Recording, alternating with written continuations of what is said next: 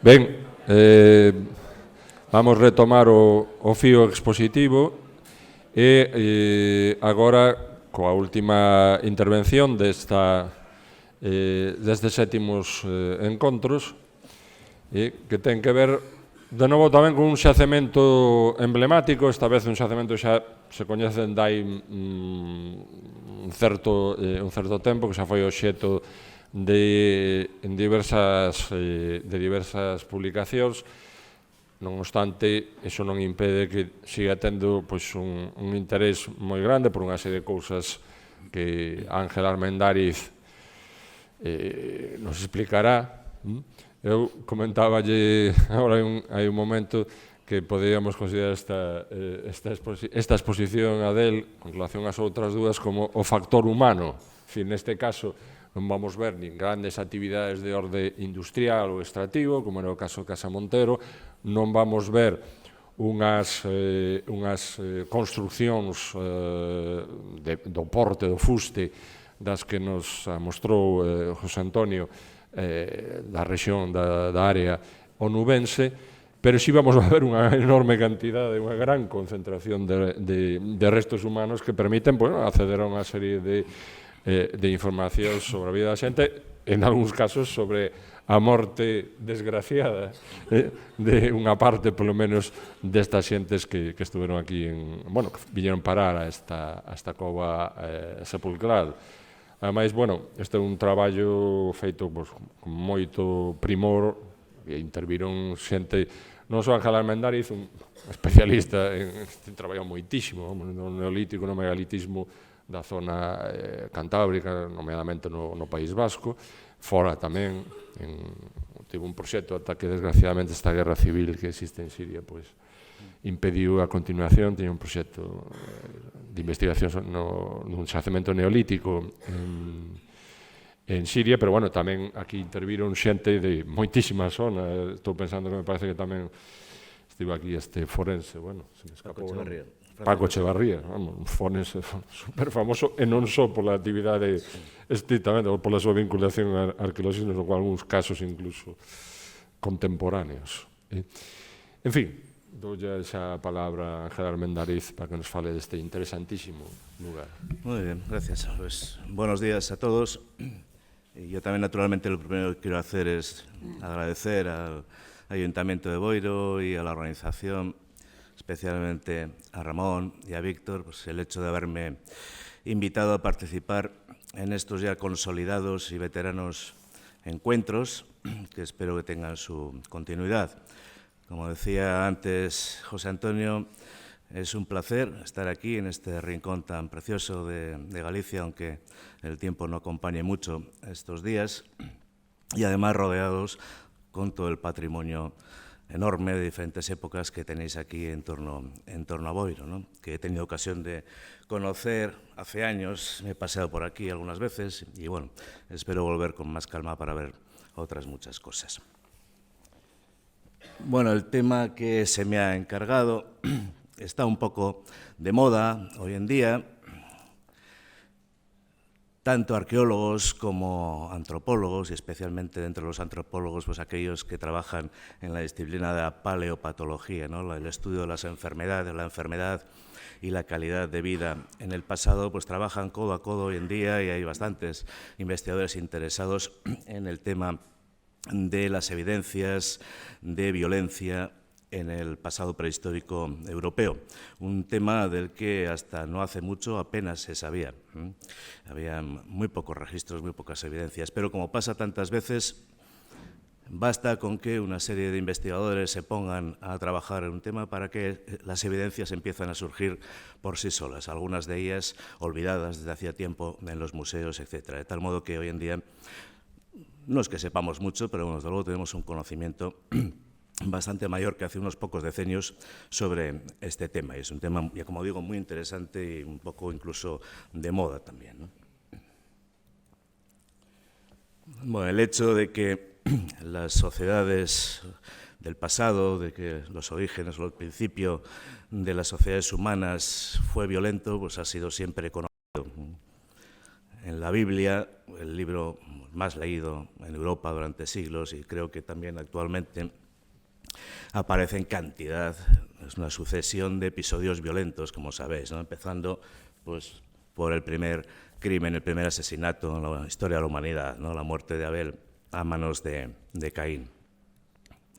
Sin embargo, también en los últimos siglos, paralelamente, ha existido la creencia generalizada de que estas primitivas sociedades humanas, anteriores al desarrollo de los imperios, las sociedades urbanas, etcétera, que sabemos que fueron belicosas en general, que estas primeras poblaciones más primitivas eran poblaciones pacíficas, existió una cierta idealización de estas poblaciones, ¿no? Vivían en comunidad con la naturaleza, etcétera, ¿no? Es algo que descubrieron, por ejemplo, los españoles cuando comenzaron a colonizar o la conquista de América, ¿no? El propio Cristóbal Colón escribió en uno de sus viajes que creía haber llegado al paraíso terrenal, ¿no?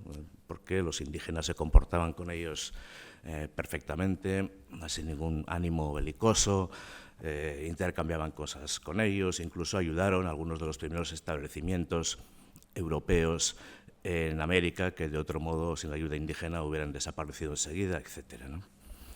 Esta idea idealizada de estos pueblos salvajes, como se decía entonces, alcanza su apogeo en la Ilustración, ¿no? La Ilustración, sabéis muy bien, cómo es un periodo, una corriente, digamos, en que se ensalza todo lo humano, ¿no? Las virtudes humanas. El hombre es bueno por naturaleza, tiende a la perfección, etcétera, etcétera, ¿no? Ideas que, bueno, son plasmadas por el filósofo Rousseau, como sabéis, en esa noción del buen salvaje, ¿no? Ideas reforzadas también por otras expediciones, también en este momento, europeas a las islas del Pacífico, por ejemplo, ¿no? Como las famosas expediciones de James Cook, por ejemplo, ¿no? Donde encontró también indígenas absolutamente pacíficos, también integrados en su medio, etcétera, etcétera, ¿no? Aunque a veces experiencias decepcionantes, como sabéis, el propio Cook fue asesinado por los indígenas hawaianos, ¿no? Al final, ya me imagino que ya absolutamente hartos de la explotación a que le sometían los europeos, ¿no?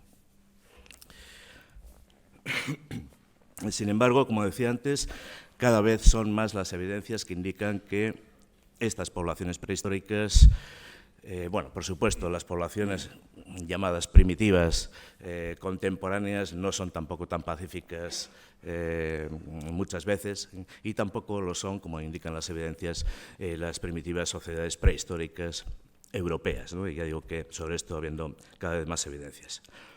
Del Paleolítico no sabemos mucho.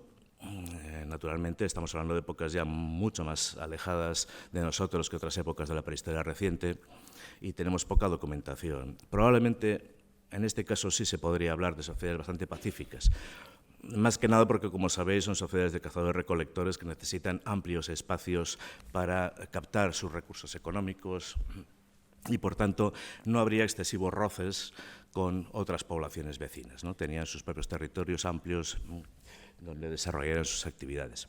De todos modos, sí hay alguna evidencia también de comportamientos violentos, quizá no de tipo intergrupal, entre grupos, ¿no? Quizá no podamos hablar aquí de guerras, ¿no?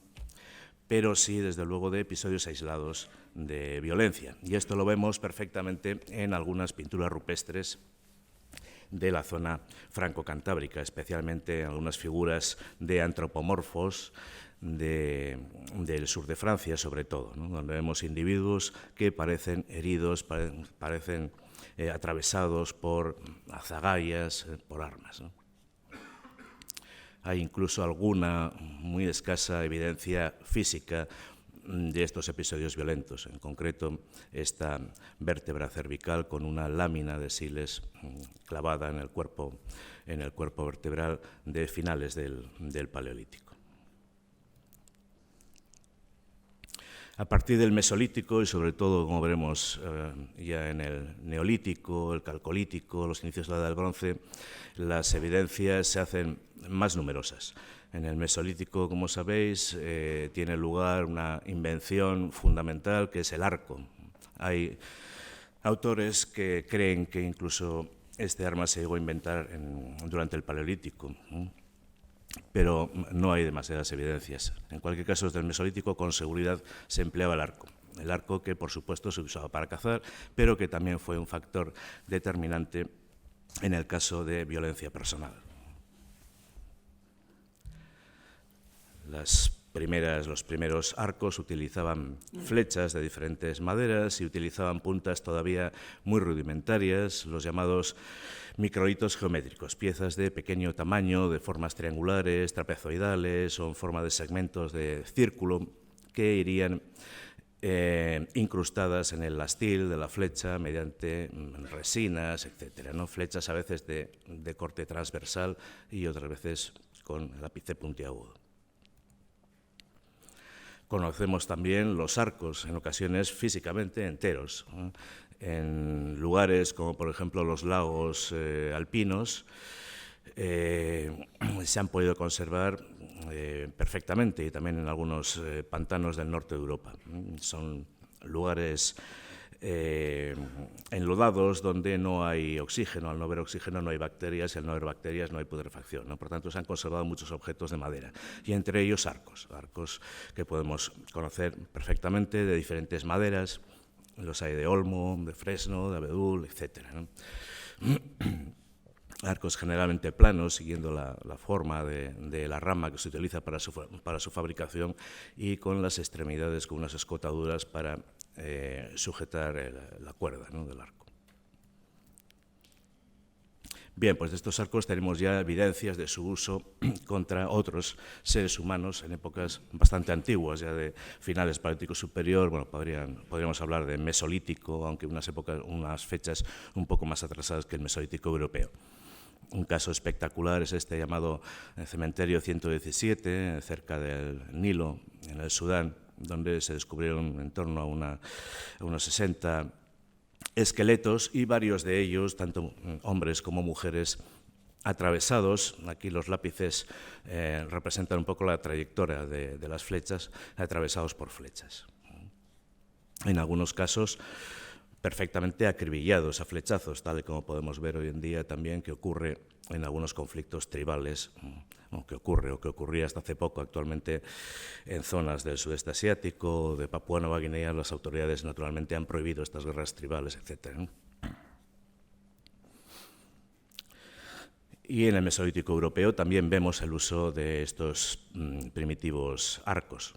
Una muestra de su uso contra seres humanos, la más conocida de esta época, lo tenemos en el cementerio de Tebiec, una pequeña isla frente a las costas de la Bretaña francesa, donde hay algunos individuos, como estas dos mujeres jóvenes con lesiones en el cráneo, parece que en algún caso incluso puede ser algún impacto de flecha, y otro individuo claramente con la flecha de Siles todavía clavada en una de sus vértebras.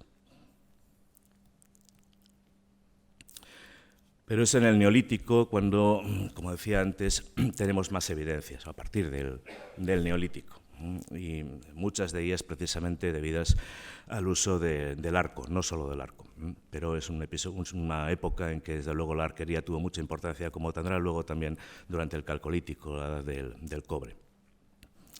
¿Por qué a partir del Neolítico precisamente? Bueno, pues sabéis perfectamente que el Neolítico significa un cambio radical en los modos de vida humanos. Es uno de esos puntos de inflexión, ¿no?, en la historia de la humanidad, como pudo ser a lo mejor la Revolución Industrial también en el siglo XIX, ¿no? Una época en que cambia rápidamente un montón de cosas, ¿no?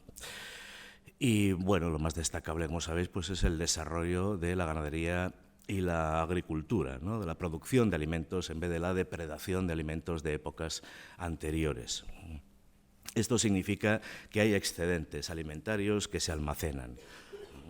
El cereal se almacenaba en silos para seguir comiendo el resto del año, otra parte para plantar o para sembrar en la próxima cosecha. El ganado también es un excedente que se almacena, ¿no? Se tienen los rebaños. Probablemente tenemos ya propiedades privadas. De hecho, en el Próximo Oriente hay piezas de piedra que parecen ser sellos, probablemente para indicar precisamente propiedades privadas. En resumen, que hay riqueza almacenable. Ya no es solamente como en el Paleolítico un animal que se come en el momento y se acabó. Aquí hay riqueza durante todo el año, y eso suele dar lugar a problemas y conflictos, como vemos hoy en día. Cada 2 por 3 leemos en el periódico de un señor en un pueblo que ha sacado la escopeta y salía a tiros con su vecino por cuestiones muchas veces bastante nimias, ¿no? De la vaca que se ha escapado, los límites de un terreno o del otro, etcétera, ¿no? Empieza a haber problemas entre vecinos y probablemente por eso mismo empieza ya a existir algo que podríamos llamar ya guerra, conflictos entre grupos, un grupo humano contra otro, ya no solamente una violencia personal o interpersonal. Y una evidencia maravillosa de estos primeros enfrentamientos de grupos, de estas primeras guerras, podríamos decir, la tenemos, como sabéis muy bien, en el Mediterráneo español, en las pinturas de los abrigos que se suceden desde Cataluña hasta Andalucía, de cronología neolítica, abrigos poco profundos, que representan perfectamente a los arqueros neolíticos, donde vemos incluso detalles, detalles desde luego de personales, como de adorno personal, por ejemplo, de vestimentas, plumas parecen en algunos casos, pero vemos sobre todo los arcos también, ¿no? Arcos ya relativamente desarrollados, arcos curvos, arcos más complejos, recurvados. En muchos casos, o fundamentalmente, estos arcos son para la caza, pero como decía antes, también se utilizan en estos conflictos. Y por primera vez tenemos aquí documentados perfectamente enfrentamientos entre grupos, ¿no? Entre arqueros. Algo parecido a las guerras tribales actuales o pseudoactuales, ¿no? Hay varios ejemplos, en ocasiones nutridos grupos de guerreros enfrentándose unos contra otros. Escenas que también parecen reflejar otros episodios violentos, no solamente batallas, como esta escena que se suele interpretar como una especie de ajusticiamiento, ¿no? Parece que hay aquí un individuo herido a flechazos y un grupo de arqueros, quizá una especie de pelotón de ejecución primitivo, elevando los arcos, ¿no? En posición, parece como que victoriosa. Escenas que a veces se han interpretado, como en este caso, con bastante detalle y que parecen reflejar ya un tipo de enfrentamientos bastante sofisticados. Aquí vemos dos grupos de guerreros donde podemos ver una especie de orden de batalla, con una línea frontal en la cual destaca un individuo aquí, más grande que los demás, parece con tocados de pluma, quizá un jefe, y una retaguardia. Y aquí lo mismo también, una disposición de ataque como en cuña inversa y también los guerreros en retaguardia, líneas, etc.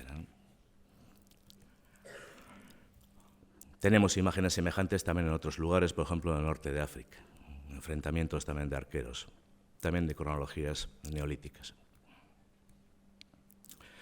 Batallas tribales que debieron ser muy similares, como decía antes, a otras que conocemos en la actualidad. Suelen ser enfrentamientos a veces no demasiado cruentos, a veces son casi guerras de tipo casi simbólico, podríamos decir, ¿no? Donde apenas hay heridos o apenas hay muertos, ¿no? Se trata simplemente de fijar posiciones de fuerza. Pero desde luego en algunos casos había heridos y muertos, como veremos, ¿no? No solamente se emplea el arco en estos enfrentamientos, ya a partir del Neolítico, se emplean diferentes tipos de armamento. A veces, como veis aquí, simples láminas de siles, como el ejemplo que veíamos antes del Paleolítico Superior. Otras veces armas de hueso, de asta, ¿no? De asta de ciervo, puntas de asta que atraviesan también y que se conservan hoy perfectamente en cementerios mesolíticos, por ejemplo, o en algunos cementerios neolíticos, que atraviesan los cráneos o, en este caso, la garganta del individuo. Y a veces simplemente armas contundentes, porras, mazas, hachas de piedra. Las mejores evidencias de este tipo del uso de estas armas contundentes las encontramos en la cultura más antigua neolítica del centro de Europa, la cultura que los arqueólogos conocen como LBK, ¿no? La cultura de la Linear Band Ceramic, de la cerámica de bandas que decimos en castellano, que se caracteriza por estas cerámicas decoradas con estas bandas. Son los primeros agricultores que se asientan en el centro de Europa, sobre todo en las orillas, en las márgenes del Danubio. Una zona muy propicia para esta primitiva agricultura porque son suelos blandos, suelos de loess, es una zona húmeda, etc.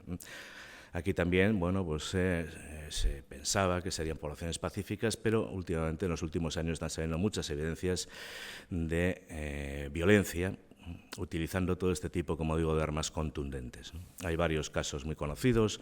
Este es uno de ellos, el llamado Pozo de la Muerte de Talgen, en Alemania, donde tenemos una serie de 30 y tantos individuos, muchos de ellos con evidentes muestras de violencia, con los cráneos partidos, hundidos, rotos por el empleo de mazas y, en algún caso, claramente, porque queda casi la huella perfectamente establecida, en algunos casos por hachas de piedra.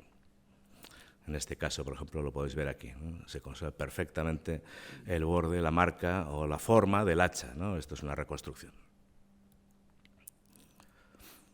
Otro caso de estos primeros agricultores de la LBK es el de Hersheim. Aquí es un centro, una especie de poblado, aunque puede ser también un lugar ritual, donde en una gran zanja aparecen hasta unos 450 individuos, muchos de ellos también con evidentes huellas de violencia, con los cráneos machacados, huellas de impactos, y además también muchos de ellos decapitados y los cráneos parece que canibalizados también. Parece que también hay huellas de canibalismo. Se han roto intencionadamente, probablemente para extraer los cerebros.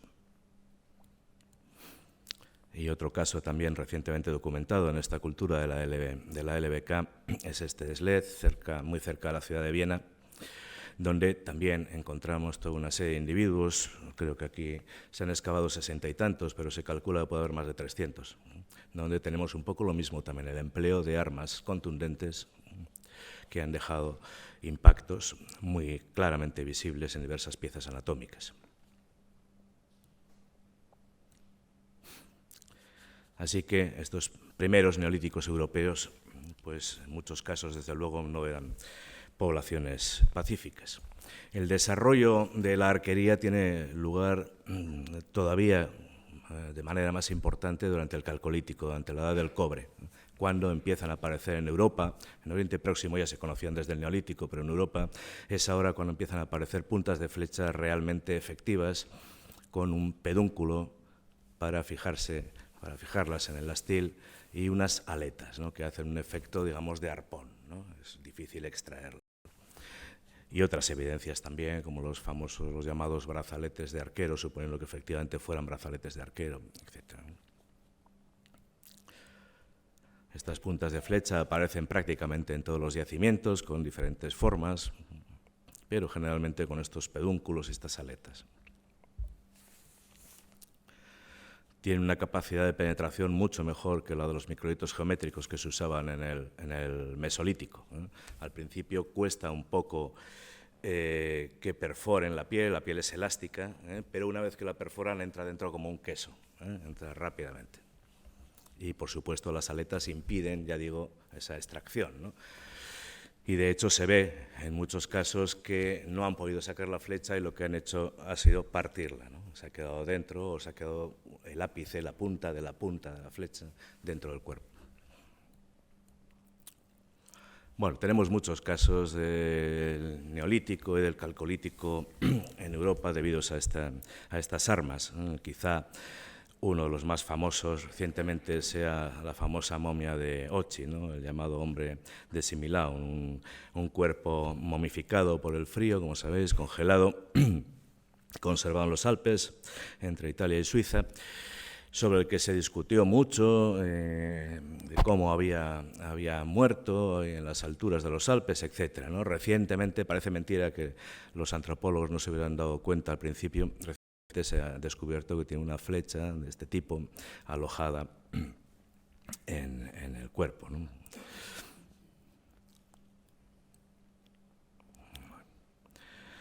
Tenemos casos de impactos de flecha en restos humanos en muchos lugares de Europa.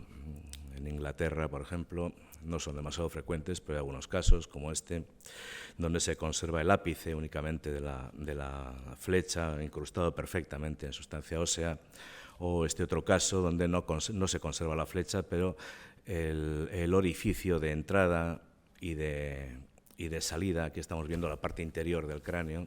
Es evidente, ya veis que está más roto por dentro, ¿no? Es evidente que el impacto se ha producido de fuera adentro, ¿no? Parece corresponder también este aspecto ovalado a una punta de flecha. Pero quizás sea en Francia donde hay más evidencias. Una de las más conocidas es este hipogeo de Roë, una tumba excavada artificialmente como una cueva artificial, donde se han encontrado muchos esqueletos dispuestos en diferentes capas. Una de esas capas es la conocida como la capa o el estrato de guerra, precisamente porque muchos de los individuos aparecen no directamente con las flechas clavadas, pero sí con las flechas en contacto con los huesos. Probablemente son flechas que iban clavadas en las partes blandas, ¿no? Y que, bueno, pues al podrirse el cadáver han quedado ahí depositadas junto a los huesos. En este caso, en este yacimiento concreto, hay varios casos, pero luego hay casos aislados en muchos otros lugares de Francia, en cuevas, cuevas naturales, sepulcrales, en hipogeos, en dólmenes, en todos los enterramientos típicos del Neolítico final calcolítico. A veces casos bastante claros y espectaculares, como esta punta de flecha fijada todavía ahí en las vértebras lumbares, o también en extremidades, diferentes puntas de flecha, características, cada una de ellas pues, de una región francesa, ¿no? Como esta en forma de abeto.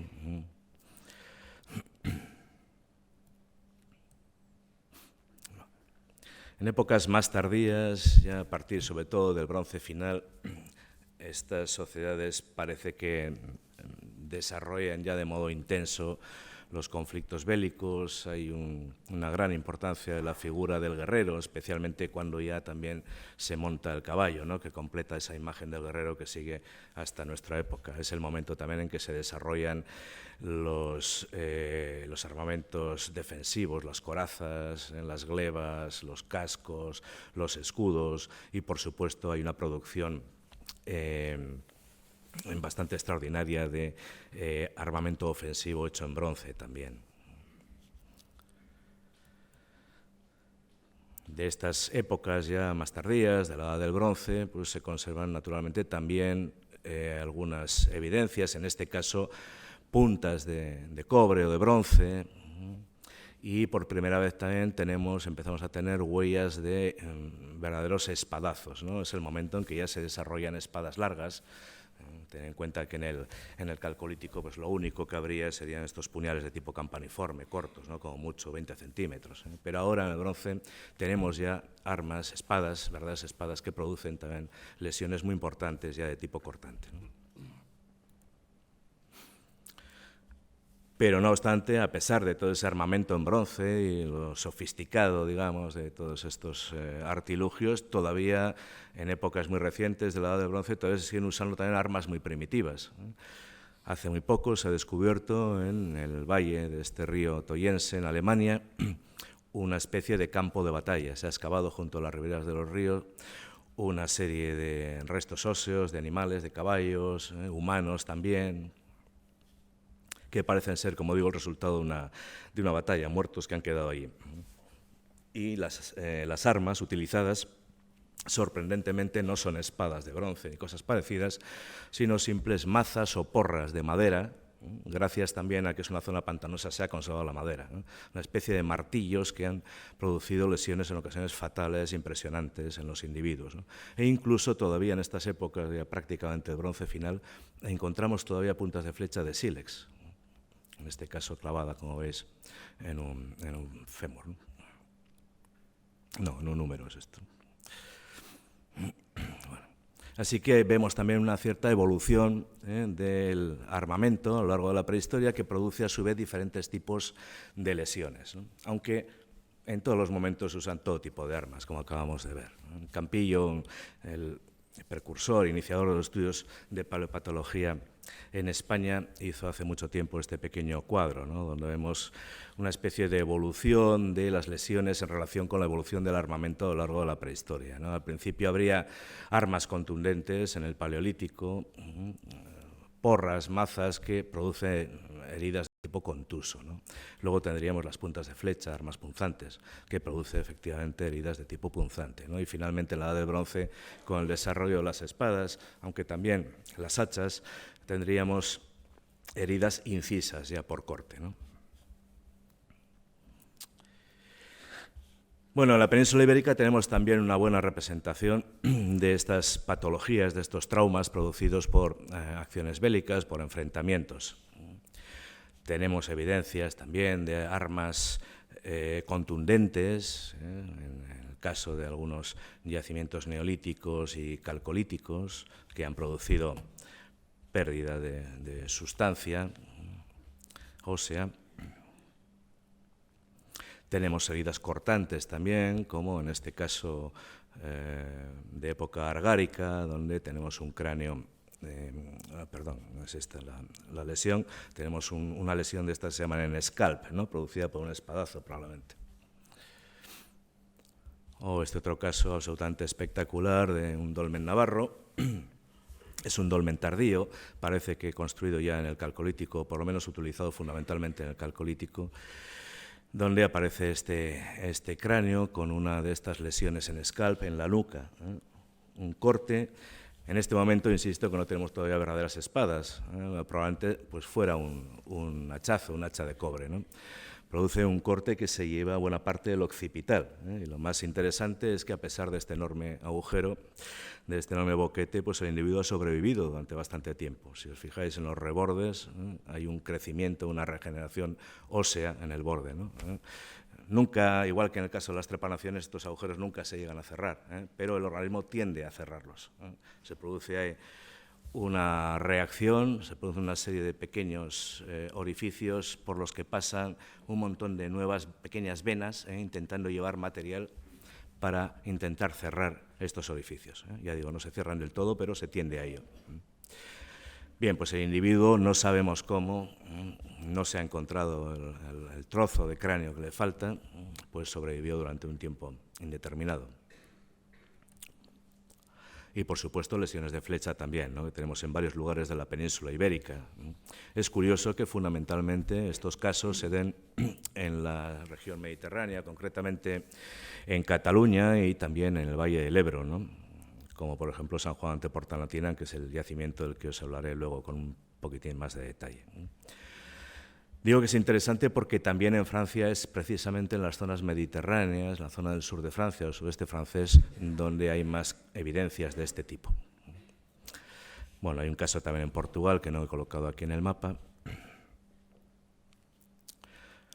Estos son casos, por ejemplo, que han surgido a partir de nuestro estudio de San Juan de Portalatina en algunos casos. En este caso, por ejemplo, esta pieza estaba en el museo, nadie se había dado cuenta, hasta que un arqueólogo a Mercadal se le ocurrió, bueno, se acordó de que una vez había visto algo de eso, efectivamente, es un trozo de punta de flecha impactando en una vértebra, ¿no?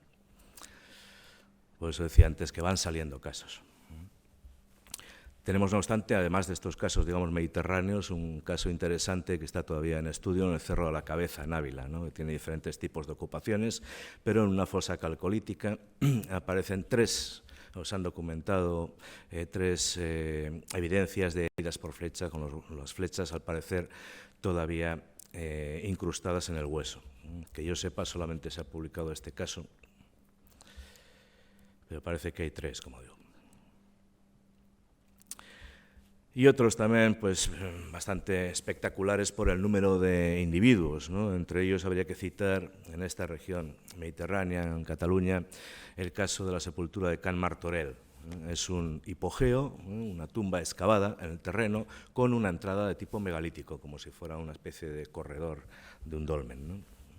Aquí se han encontrado, no recuerdo ahora, 100 y pico individuos. Es un yacimiento que se puede fechar, pues, en el Calcolítico. Y en este caso no han encontrado los excavadores puntas de flecha incrustadas en los huesos. Sin embargo, hay un gran número de estas puntas y muchas están, como veíamos antes en el hipogeo de Roë en Francia, muchas están en contacto directo con el hueso, ¿no? Probablemente en muchos casos pues, son también impactos que han quedado incrustados en las partes blandas, que es lo más probable, por otra parte. Es decir, somos mucho más masa de músculo, etcétera, de vísceras, que de hueso, ¿no? Por tanto, las evidencias tienen, o las puntas o los flechazos tendrían tendencia, por supuesto, a permanecer más en tejidos blandos que en los huesos, ¿no? Que se conserven los huesos es casi una excepción.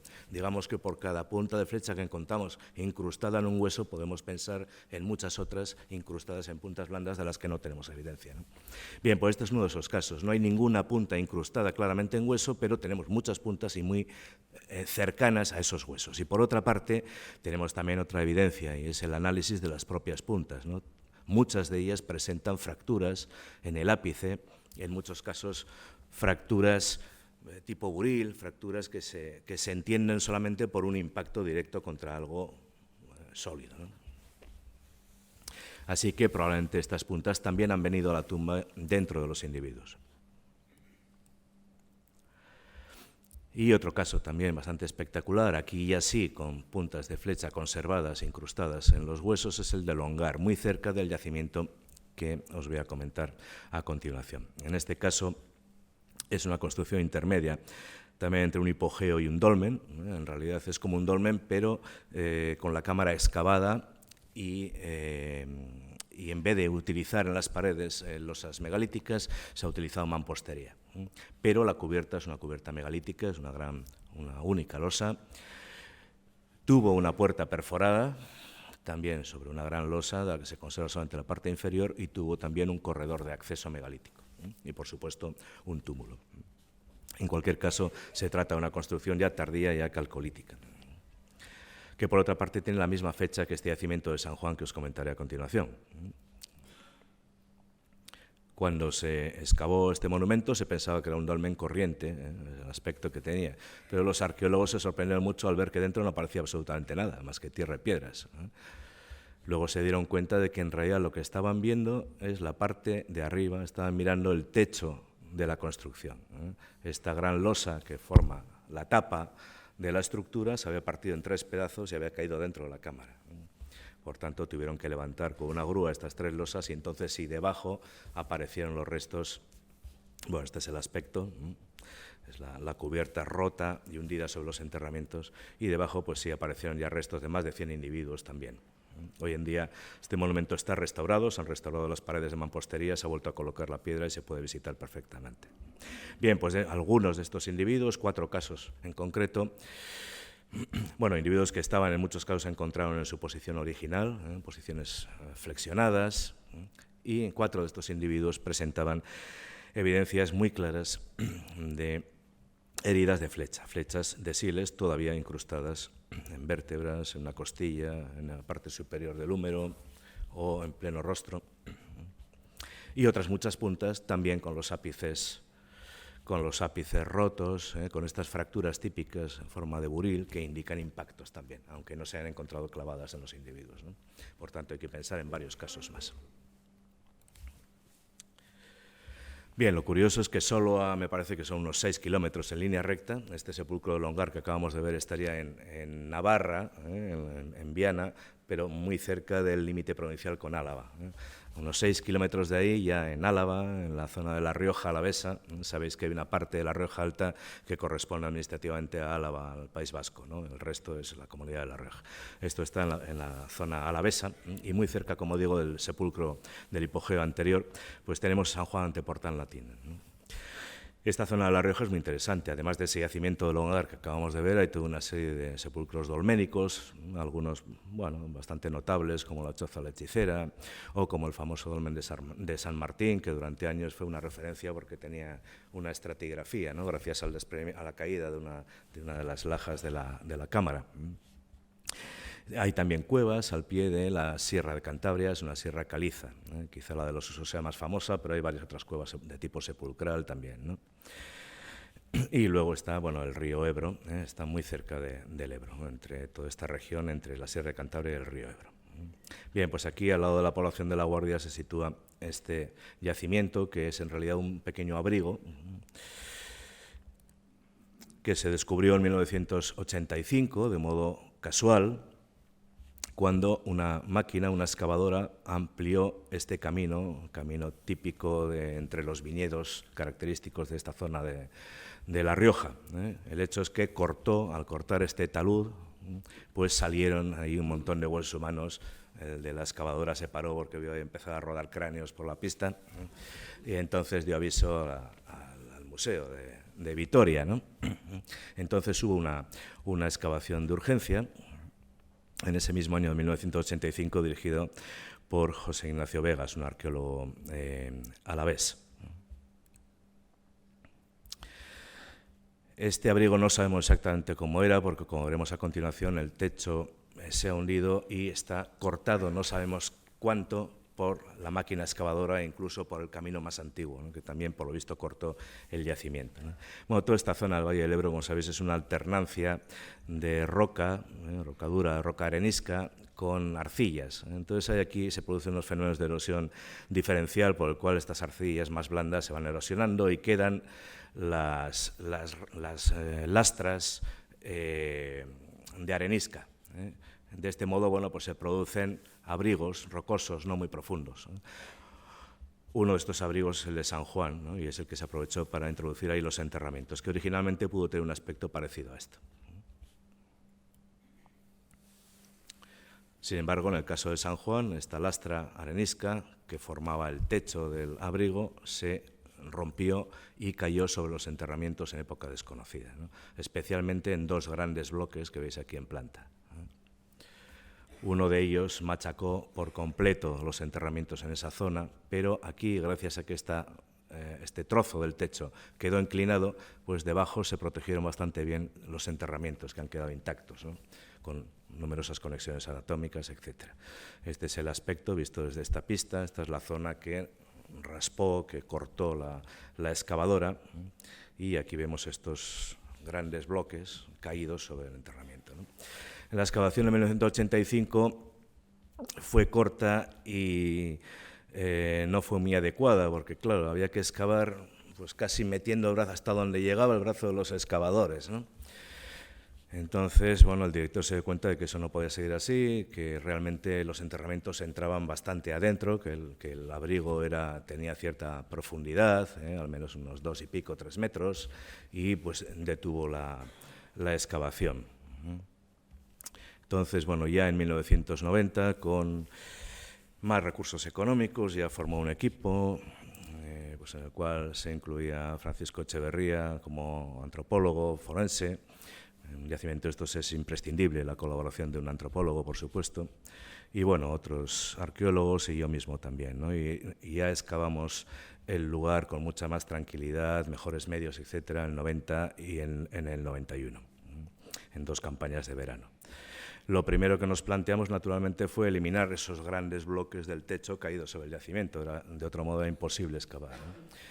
Y era muy complicado meter ahí maquinaria, porque en la parte de arriba pues es un viñedo, y naturalmente pues el dueño no quería que destrozáramos ese viñedo. Las viñas, como sabéis, muchas veces requieren decenios, ¿no?, para formarse, y es muy difícil recuperarlas, volver a plantar, etcétera, ¿no? Así que optamos por la solución de volar esas piedras, ¿no? Puede parecer a primera vista una barbaridad, pero bueno, lo hicimos con ayuda de un experto dinamitero que, bueno, pues hizo ahí una serie de barrenos, introdujimos ahí la pólvora y fue una explosión controlada, con la idea no de que salieran las piedras volando hasta la luna, sino simplemente fracturarlas, romperlas para traducirlas a tamaños más manejables, ¿no? Y luego ya las pudimos extraer a mano. Entonces, bueno, aquello hizo pum, y afortunadamente el yacimiento quedó absolutamente intacto. Al retirar todos los trozos, cascotes de piedras, etcétera, pues nos encontramos con lo que quedaba del enterramiento, ¿no? Una amalgama de restos humanos. Solamente se veía aflorar algunos de ellos, el resto estaba cubierto pues por el polvillo, pero muy poco, realmente no había casi una cubierta sedimentaria, ¿no? Y al limpiar ese polvo superficial, etcétera, bueno, nos encontramos ya con todo el pastel de más de 330 y tantos individuos enterrados allí, sin contar los que han desaparecido en las partes cortadas del exterior del abrigo. O sea, probablemente ahí hubo 400 o más individuos, ¿no? Es uno de los yacimientos, creo que es el segundo de la península ibérica, en número de individuos de estas épocas. Como sabéis, no hace mucho se ha descubierto en el Molino de Caravaca, en Murcia, una sepultura calcolítica, así también de inhumación colectiva, con unos, me parece que son 1.300 individuos o algo así. Aunque ahí no hay huellas de evidencias de violencia, que yo sepa, está todavía inédito. Bueno, aquí por tanto teníamos pues al menos 330 y tantos individuos. A primera vista esto es un caos, pero si uno se va fijando se da cuenta de que la mayoría están en conexión anatómica. A veces no el esqueleto entero, pero partes. Otras partes han sido dañadas por la caída del techo, etc. Si vemos, aquí vemos piernas plegadas, ¿no? Perfectamente, columnas vertebrales, en fin. Toda esta parte quedó completamente hecha una papilla de pocos centímetros por la caída de una de las piezas del techo. Sin embargo, en el otro lado, como os decía antes, al quedar inclinado ese bloque, pues en el hueco se conservan bastante bien los esqueletos, ¿no? Y esta parte, pues que han desaparecido de ahí las inhumaciones por el corte de las máquinas, ¿no? Bueno, ahí tenéis, en ocasiones hubo que consolidar algunos de estos huesos, aunque en general estaban en bastante buen estado, ¿no? Posiciones, individuos enteros en conexión anatómica, como este, siempre con alguna parte flexionada, las piernas flexionadas, los brazos varían un poco, pero también a veces perfectamente encogidos. En diferentes posiciones, este que parece estar ahí como despatarrado, pero también con las piernas flexionadas y los brazos también, hasta el codo, hasta los hombros, o este otro, por el contrario, que está hecho como un paquete, ¿no? Sujetándose las piernas con el brazo. Bueno, esqueletos completos, en algún caso algún esqueleto boca abajo, el individuo este lo han simplemente depositado mirando para abajo. Pero todos ellos ordenados, no están tirados de cualquier modo, ¿eh? Todos ellos tienen las extremidades flexionadas, están depositados con cuidado. Es difícil saber, sobre esto también se ha discutido bastante y también incluso entre los miembros del equipo, ¿no? Si todos estos individuos fueron enterrados a la vez, es decir, si se trata de una inhumación colectiva simultánea o si es algo progresivo a lo largo del tiempo. Tenemos la impresión de que hubo al menos grupos de individuos que se enterraron a la vez, pero seguramente no todos. En algunos casos es claro que se enterraron a la vez, ¿eh? Por ejemplo, fijaros en este cráneo con el pie de otro señor, de este que está aquí, puesto directamente encima de la cabeza, ¿no? Esto es imposible que se dé si no es simultáneamente, ¿no? Cuando pones a un individuo hubieras movido al anterior, ¿no? Y encima no hay ni siquiera sedimentación entre el pie de este y la cabeza del otro, ¿no? Están directamente en contacto, ¿no? O otros casos de individuos con los miembros entrelazados, ¿no? Que también tienen que ser, desde luego, de posiciones simultáneas. Bueno, como decía, los cuerpos están colocados, no están tirados, ¿no? Se trata de un verdadero enterramiento, no de una fosa común tipo las de la Guerra Civil, ¿no? Entonces, bueno, todos ellos tienen las piernas flexionadas, ¿no? Y los brazos, pues, depende un poco, pero todos ellos en posturas parecidas. Se ha hablado mucho, se ha discutido mucho también en arqueología de la muerte o arqueología funeraria sobre el significado de esta postura tan común en muchos yacimientos prehistóricos de los individuos en posiciones flexionadas, plegadas, que a veces se denominan fetales por algunos arqueólogos, en el caso de los esqueletos muy replegados, quizá porque bueno, se depositaran imitando un feto con la idea esta de que también ese individuo va a resucitar, ¿no? Como igual que un feto sale del útero, etcétera, ¿no?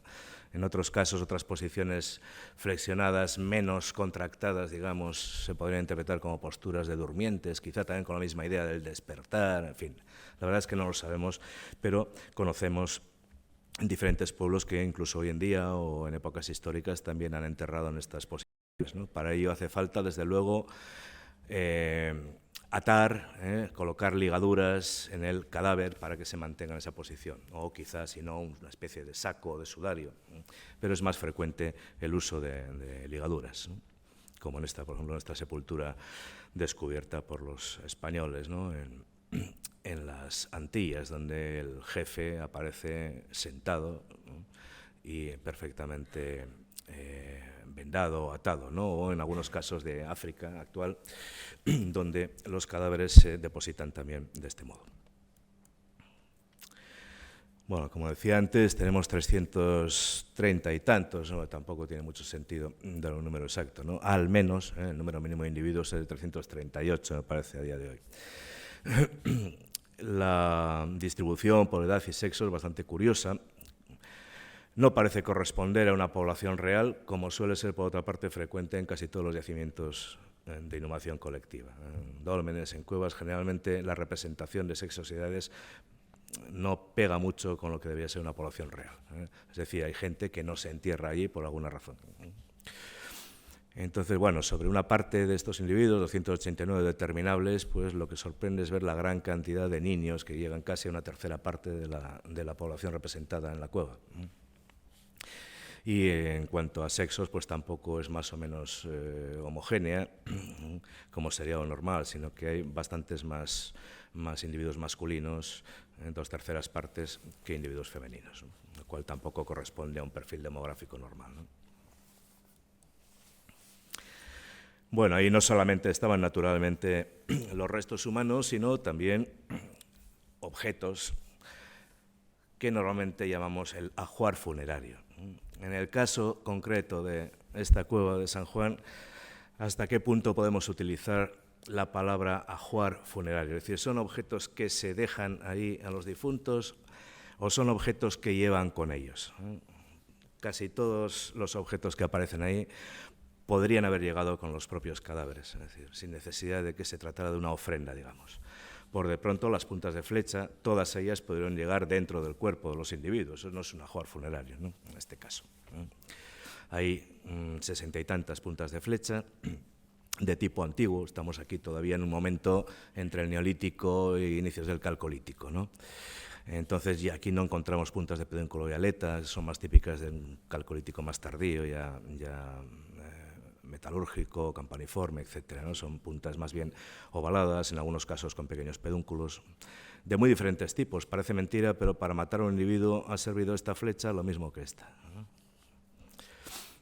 Bueno, 60 y tantas puntas, algunas láminas que parecen cuchillos también, generalmente con un borde tallado, que pudieron llevar también ellos, tal y como sabemos que llevaba precisamente Ochi, ¿no? La momia esta de los Alpes, que llevaba una especie de bolsita con unas herramientas y demás, ¿no? O sea que tampoco es posible que también estos instrumentos llegaran con los propios individuos. En cierto modo es un ajuar funerario porque al menos no se los han quitado, ¿no? O sea, por lo menos se lo han permitido que se los lleve a otra vida.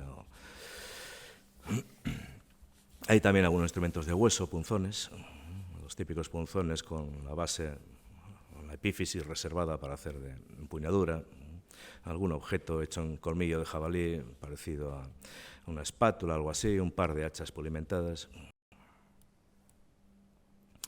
Hay objetos de adorno también, cuentas de piedra, de esta piedra verdosa, el tipo de la balistita, aunque están sin analizar. Hay cuentas de lignito y algunas otras de piedra un poco más espectaculares, ¿no? Y luego hay también objetos de adorno en concha, sobre conchas de dentalium, en cipreas, en nasas. Hay un canino de ciervo, en este caso, en vez de perforarlo, como suele ser habitual, desde el Paleolítico, aquí simplemente han hecho 2 escotaduras, probablemente para usarlo como un colgante. Y quizá los objetos más espectaculares sean estos collares o gargantillas hechos con colmillos de jabalí. Cada par corresponde a un mismo ejemplar de animal, es decir, esta defensa y esta son del mismo animal, lo mismo ocurre en el resto, de tal modo que las pudimos emparejar sin dificultades. Están perforadas en un extremo con varias perforaciones y solamente una perforación en el extremo distal. En algún caso se ve que, bueno, debían ser objetos valiosos, porque se ve que en algún caso se han roto y le han vuelto a hacer otros agujeros como modo de repararlo. Hay otros casos similares, por ejemplo de la cueva del Avellaner en el Neolítico antiguo catalán, que es muy semejante también, con varias perforaciones en el extremo proximal y una perforación en el extremo distal. Bueno, sería una especie de gargantilla que habría que imaginar de este tipo, ¿no? Y que se conoce también como adorno en algunos pueblos de la India o de Asia, también del sudeste asiático. Es curioso porque en estos pueblos de la India, del sureste asiático, suelen ser una especie de distintivo de los cazadores, un distintivo viril. Sin embargo, aquí en San Juan, al menos en un caso donde encontramos la gargantilla junto al cuerpo, al menos en un caso corresponde a una mujer.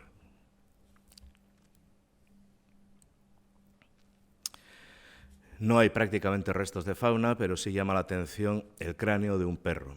En esta sepultura que os comentaba hace un momento del molino de Caravaca, donde hay como 1.300 individuos, hay también restos de como 50 perros, creo recordar. Aquí solamente aparece uno, la cabeza de un perro con las primeras vértebras cervicales, indicando que ha sido decapitado intencionalmente. De hecho, se observan perfectamente en las vértebras cervicales las huellas de corte. Probablemente ha sido sacrificado a la muerte de su dueño y enterrado con él. Aparece entre dos individuos, quizá correspondiera a alguno de estos. Es un perro de pequeña talla.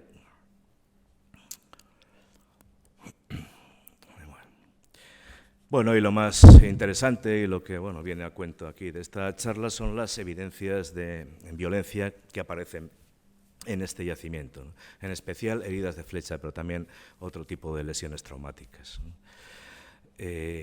La primera evidencia que se descubrió apareció justamente en la pista arrastrada por la excavadora. La había tirado junto a unas viñas y apareció casualmente. Es un trozo de coxal, de pelvis, que conservaba perfectamente incrustada una punta de flecha, esta que veis aquí. Es una herida seguida de supervivencia. El señor seguramente no se pudo sentar en una buena temporada, pero ahí llevaba la punta de flecha alojada en el trasero, ¿no? Tiene perfectamente regenerado el hueso por la parte interna. Se ve aquí perfectamente en las radiografías. Esta es la punta de flecha y este es el tejido neoformado, ¿no?, intentando cicatrizar esa herida. El problema es que nunca se puede saber exactamente los periodos de supervivencia. Lo mismo pasa también con las preparaciones, etc. Pueden ser meses, pueden ser años, ¿no? Bueno, otro caso similar. Bueno, el resto de los casos aparecieron ya durante la excavación y, por tanto, se pudieron documentar perfectamente. En algún caso eran piezas sueltas. Este coxal, por ejemplo, que presenta también una punta de flecha incrustada, pues no se pudo relacionar con ningún individuo concreto, era una zona del yacimiento un poco removida. Pero en otros casos tenemos al individuo completo con sus flechas. Bueno, este caso es espectacular. En este caso la herida, la flecha ha entrado por la nuca, justamente, por milímetros no la ha matado, no le ha llegado a los nervios centrales, etcétera. Y el individuo ha sobrevivido, de tal modo, también meses o años, de tal modo que ha crecido toda esta parte, toda esta excrescencia ósea, esto también todo el tejido neoformado, englobando al final la punta de flecha que casi no se puede ni sacar. Una reacción, digamos, del hueso, ¿no?, a esa herida. O este otro caso, aquí tenemos al individuo completo, en posición, como siempre, flexionada, y en el radio, entre el radio y el cúbito, tenemos una punta de flecha, que es esta, en este caso una punta de flecha relativamente pequeña, ¿no? Ha atravesado los dos huesos y aquí también hay signos de supervivencia, de tal modo que nuevamente hay una neoformación de tejido óseo que ha englobado, ha unido el radio y el cúbito, como veis, con esta especie de puente, de tal modo que el individuo no podría hacer este giro, pero bueno, pues también vivió un tiempo indeterminado con ello. Es interesante ver que dentro de estos casos hay varios de supervivencia. ¿Qué significa eso? Que este no es el único episodio violento que tiene lugar en esta población. Hay gente que ha sobrevivido, como a otros flechazos, lo cual significa que se han dado leña también en ocasiones anteriores, ¿no? Y en este caso ha sobrevivido, pero hay otras puntas de flecha en contacto o muy cerca del esqueleto, esto se repite en varios casos, que quizás sean las que definitivamente en esta ocasión sí le han producido la muerte, ¿no?, aunque no se hayan incrustado o no hayan quedado incrustadas en el hueso, ¿no? Bueno, otros casos, algunos menos evidentes, porque los huesos están más deteriorados, como en el caso de esta columna vertebral. Otros casos también espectaculares. Aquí tenemos solamente un fragmento del torso del individuo, pero una flecha de tamaño, la más grande de todas, aparecía en el yacimiento, de tamaño bastante impresionante, que atraviesa perfectamente y produce la muerte del individuo, atraviesa la columna vertebral. Esta flecha está tan incrustada que no he podido ni dibujarla, se ha quedado así. No se puede extraer, salvo salvo destrozando pues, un poco los cuerpos vertebrales, ¿no? Bueno, en total tenemos como 12 o 13 casos de claros o relativamente claros de puntas de heridas por punta de flecha. En algunos casos han producido la muerte, en otros casos han sido seguidos de supervivencia. Ahí tenéis en color rojo los casos en que el individuo no ha sobrevivido, digamos, y otros casos en color verde en que hay signos de regeneración de hueso. El individuo ha sobrevivido hasta que finalmente en el último episodio ha muerto, quizá también por otros flechazos, ¿no?, posteriores. Bueno, si os fijáis, casi todos los flechazos son desde atrás, ¿no?, desde la espalda, por la espalda. Hay otros que no, ¿no? Todos ellos son individuos masculinos y todos ellos son relativamente jóvenes. Así que en este caso, al menos, pues bueno, si es por la espalda parece como podría haber una masacre, ¿no? Pero por otra parte, el hecho de que no haya individuos femeninos ni niños con huellas de flechazos, pues contradice la idea de la masacre, ¿no? Así que es difícil de interpretar, ¿no?, cómo se ha producido ese enfrentamiento, qué características ha tenido. Y además de esos casos, los 13 casos, digamos, certificados, claros, de traumas por herida de flecha, hay también, como decía antes, igual que en el caso francés de Roé, bastantes puntas que están en contacto directo con los huesos. Esta punta no está clavada en ninguno de estos huesos, en ninguna de estas vértebras, pero me apuesto algo a que esto iba clavado ahí en la tripa del individuo. Y probablemente las 60 y tantas puntas tengan el mismo origen, han ido ahí dentro de estos individuos, ¿no? Lo vemos también, igual que veíamos también en la sepultura esta catalana de Cal Martorell, en el análisis traceológico que se ha hecho de las puntas de flecha, ¿no?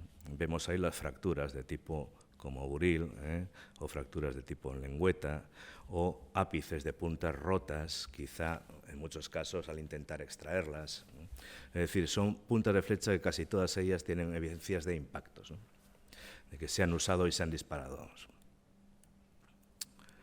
Bueno, además de los espectaculares heridas por flecha, hay otros tipos de lesiones también que inciden un poco en lo mismo, ¿no?, en un enfrentamiento violento, ¿no?, huellas de erosiones y golpes con objetos contundentes, quizá hachas de piedra, quizá mazas o bastones. Hay varios casos de fracturas de cúbito muy características de estos tipos de enfrentamientos. Son lo que se llaman las fracturas de Monteggia o fracturas de paro también, ¿no? Es la fractura típica de cuando te pones así, te van a dar un bastonazo y te pones así, ¿no? Entonces te cascan aquí y se te fractura el cúbito, ¿no? En estos casos ha habido supervivencia, como veis, hay un callo de fractura, ¿no? El hueso ha quedado un poco más corto. Claro, en la prehistoria no sabían reducir las fracturas, ¿no? Entonces, bueno, cuando se rompe un hueso, ese hueso, por la presión de los tendones, tac, hace así, ¿no? Entonces te queda una pierna o un brazo más corto que el otro, ¿no? Ahora el médico coge, te los tira, y te los cayola, ¿no?, hasta que se fije. Pero claro, estos no les tiraba nadie los huesos, no se los arreglaba nadie. Entonces lo que se forma aquí, en los dos trozos, es esto, un callo de fractura.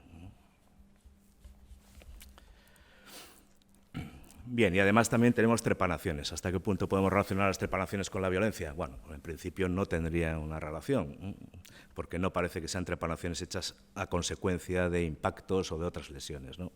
Pero bueno, el hecho es que hay 3 o 4 trepanaciones, 2 de ellas seguras, alguna un poco más dudosa, o que se ha intentado iniciar, pero no se ha culminado. Quizá esta sea la más clara, donde ahí también vemos supervivencia, ¿no? Vemos que los bordes afilados, el hueso ha tendido a cerrar ese agujero, y aquí lo mismo también, ¿no? Bueno, así que un yacimiento bastante interesante, y ya con esto acabo, porque ya es casi la hora de comer y imagino que ya estaréis un poco nerviosos. Y a mí también me están haciendo ya algún ruidillo la tripa, siento el flechazo del hambre, ¿no? Aunque no sea físico. Bien, acabo simplemente con esta reflexión, ¿no? Con una reflexión. ¿Hasta qué punto entonces eran sociedades violentas las sociedades prehistóricas europeas, prehistóricas anteriores, digamos, a la protohistoria, la edad del bronce final, la edad del hierro? Pues ya sabemos que había más episodios violentos, ¿no? Pero las sociedades del neolítico, el calcolítico, del bronce antiguo, pues la verdad habría que decir que no lo sabemos, ¿eh? Habría que tener mucha más documentación al respecto y en ello se está trabajando, ¿no? En cualquier caso, claro, tener en cuenta que estos casos que presento u otros que puede haber también que no he traído aquí son una porción mínima entre los cientos o miles de yacimientos funerarios que tenemos de estas épocas en Europa. Es decir, algo muy, muy corriente no parece que fuera, ¿eh? Aunque tampoco excepcional, ¿eh? Y con respecto a estos pueblos contemporáneos, tecnológicamente, pues también en un estadio poco desarrollado, digamos.